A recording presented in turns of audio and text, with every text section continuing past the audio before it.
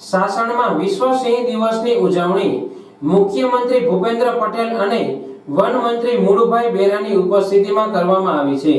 વિશ્વ સિંહ દિવસ નિમિત્તે સાસણમાં ઉજવણી માટે મુખ્યમંત્રી ભૂપેન્દ્ર પટેલ અને વન મંત્રી મુળુભાઈ બેરા આવી પહોંચ્યા હતા।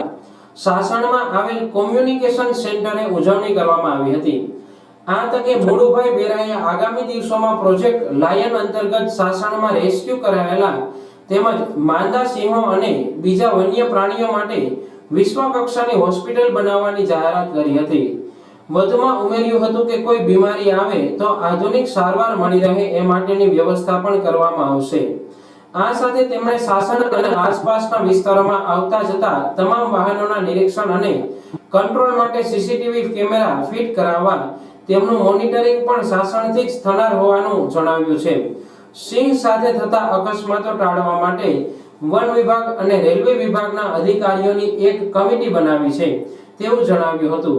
રેલવેના પાટાની આસપાસ ફેન્સિંગ કરવા તેમજ ટ્રેકની નીચેથી સિંહ પસાર થઈ શકે એ માટે ગરનાળા બનાવવાની વ્યવસ્થા પણ કરવામાં આવનાર હોવાનું જણાવ્યું હતું।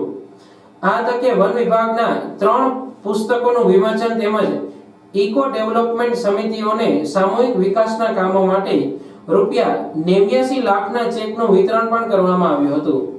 મુખ્યમંત્રીએ પોતાના વક્તવ્યમાં દૈનિક જીવનની ક્રિયાઓમાં પ્લાસ્ટિકનો વપરાશ ઘટાડીને પર્યાવરણના જતનના આયામો અમલમાં મૂકવા માટેની હાર્દિક અપીલ પણ કરી આ તકે વ્યક્ત કરી હતી।